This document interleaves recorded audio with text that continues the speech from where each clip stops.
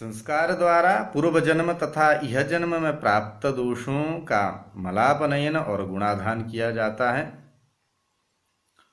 इसीलिए भगवान मनु ने मनुस्मृति के द्वितीय अध्याय के 16वें श्लोक में इस विषय में विशेष रूप से इस विषय पर जोर दिया है।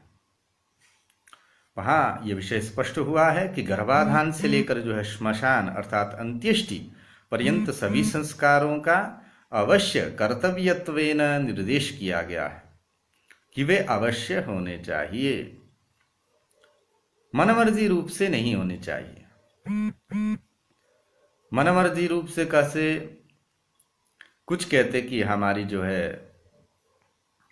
परंपरा ऐसी है, कुछ कहते हैं कि हमारा लोकाचार इस भांति है, कुछ कहते हैं कि नहीं नहीं हम तो इस प्रकार से करते हैं। तो आप जिस भी प्रकार से करते होंगे वो यदि वह शास्त्र अविरुद्ध है तो वह मान्य है।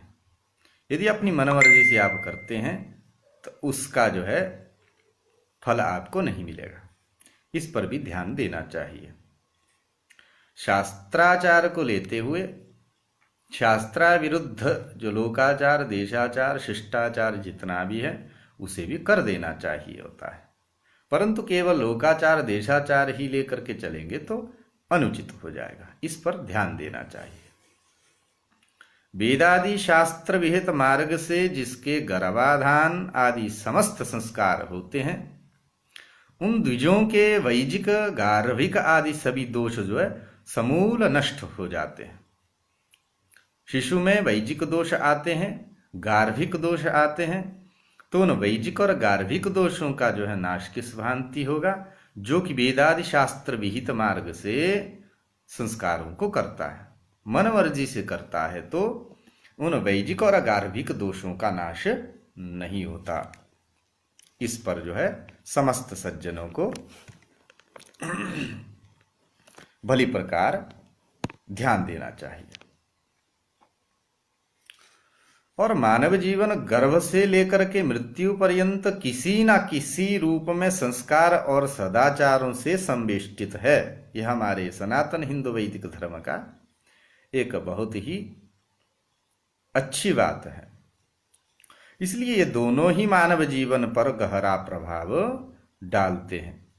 ये मानव को असत्य से सत्य की ओर, अंधकार से प्रकाश की ओर, अनीति से नीति की ओर और असभ्य से सभ्यता की ओर और अशिष्ट से शिष्टता की ओर तथा कृत्रिम में सहज की ओर ले जाने में अर्थात भौतिक, आध्यात्मिक सभी रूपों में मानव के अभ्युदय में अपनी प्रभावी भूमिका का निर्वहन करते हैं।